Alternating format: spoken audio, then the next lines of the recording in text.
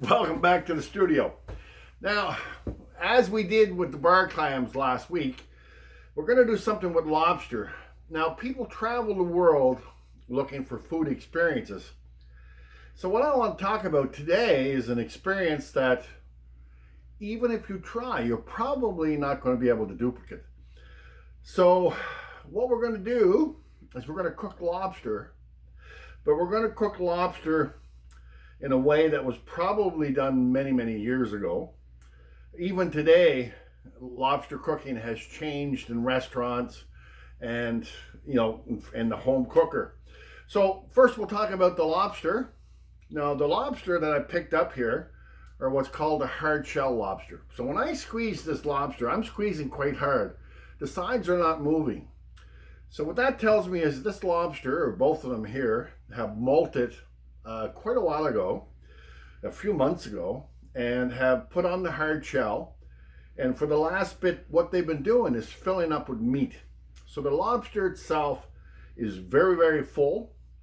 And the other unique thing about this, because we're talking about unique flavors, this lobster comes from an area of PEI with a lot of hard rock bottom.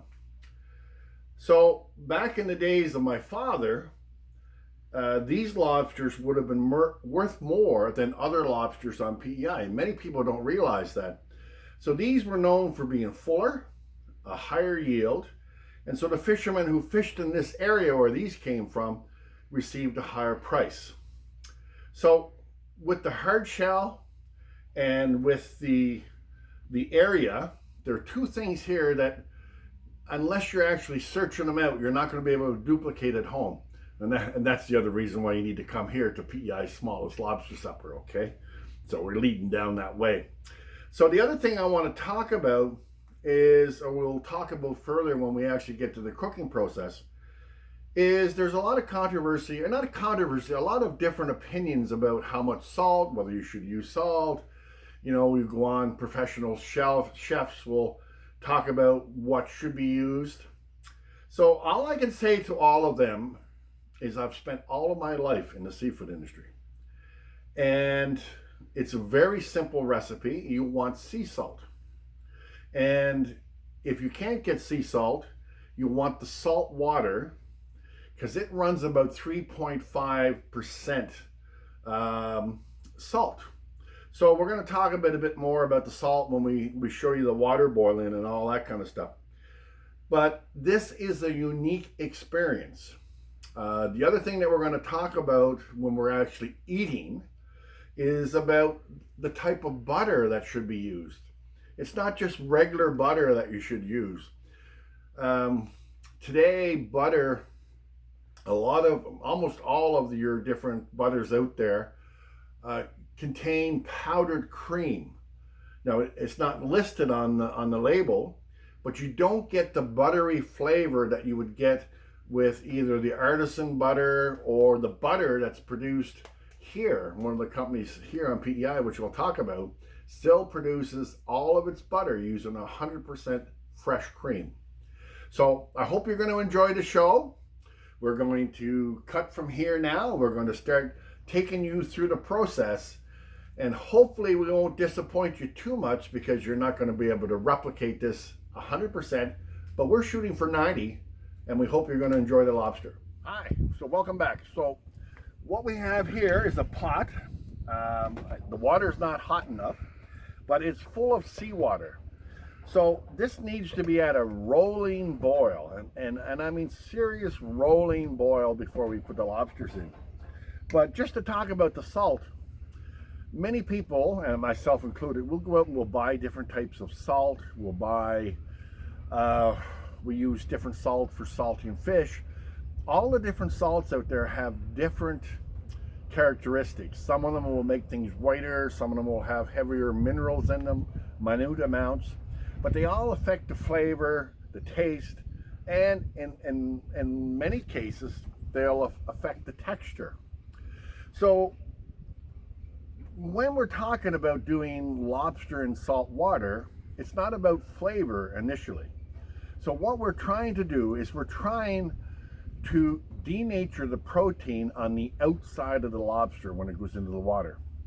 So people, if you go online, people will talk about, well, we don't want a salty taste in lobster and so on.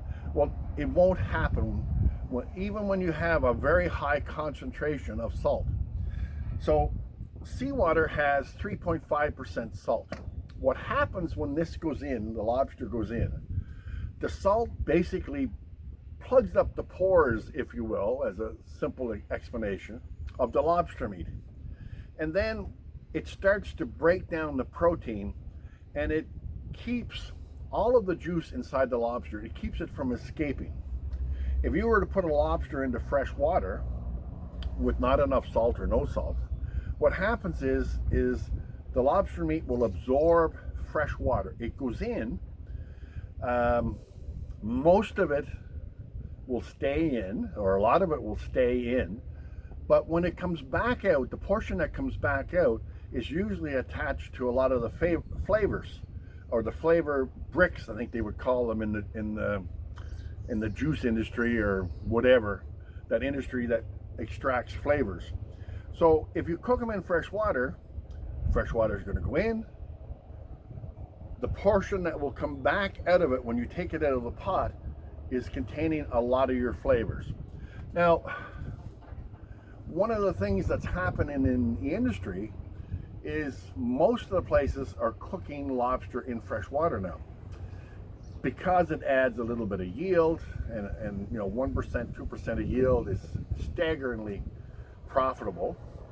And what they'll do is they'll do a wash after in salt water to try to replace a lot of the flavor that came out when the fresh water exited the lobster. So you still have an extraordinarily good product, but if you're a foodie, or you're someone who wants to travel, who wants that unique experience, it's almost impossible to get it unless you want to do the sea salt from where the lobster grew up cooking. So the sea salt from different parts of the world will have unique flavors. Ours here has our own unique flavors. It's like chocolate and wine or whatever. So what we're hoping to share with you is an experience of cooking lobster that is unique to PEI, but is something that you would like to talk about when you leave PEI as one of your most exciting experiences, because you're going to see what most people can't duplicate, and taste it too. So you can see behind me are the salt water.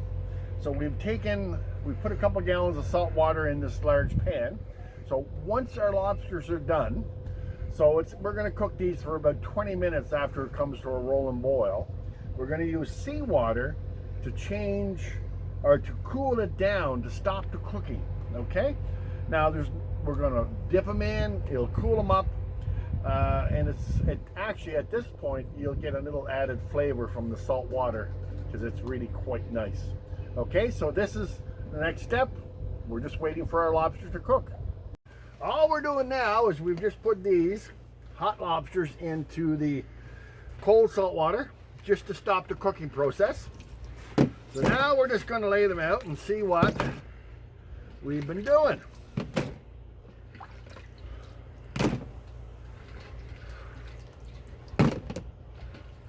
Okay, now this is lunch.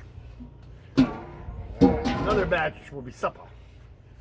So let's talk a little bit about what do you do with it after it's finished. Now, first off, I want to mention the salt again. For every gallon of water, you would use about a half a cup of salt, okay? Now, you can cut back a little bit and all that kind of stuff, but I suggest rather than table salt, we use a nice finely ground sea salt. So, the other key thing to having a unique experience. Now, being an islander, I should have known about this, but I didn't.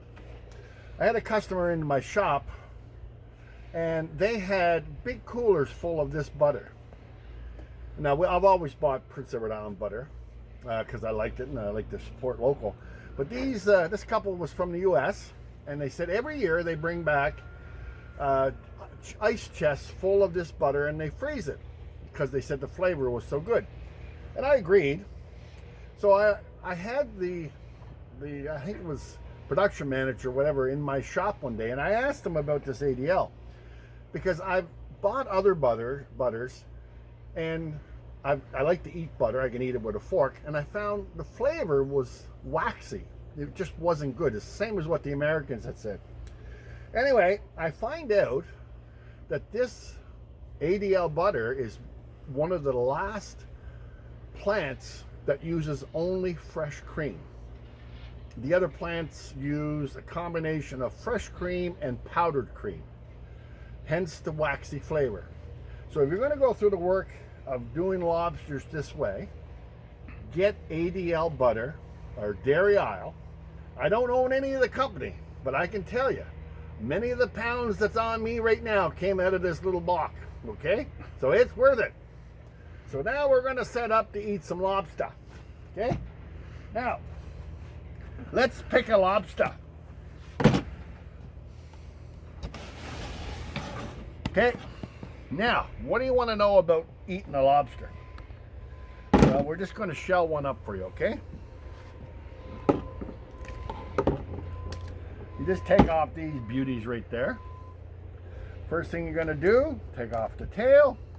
Okay, a little flick of the Tom Alley. Now, you want to know if your lobster is really cooked well, the right amount.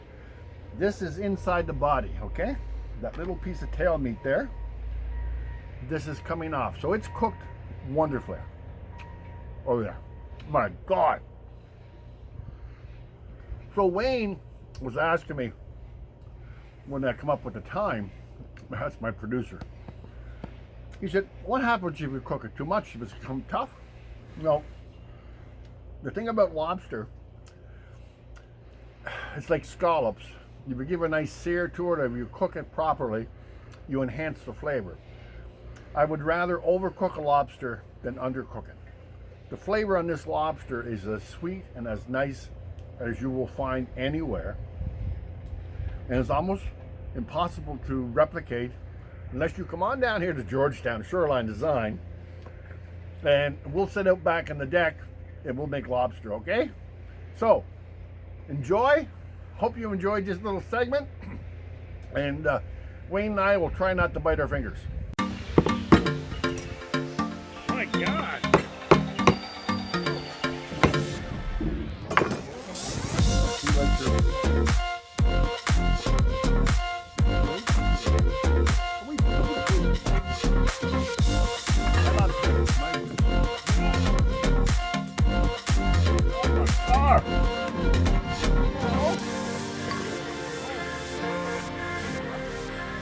Around, don't take my lobster.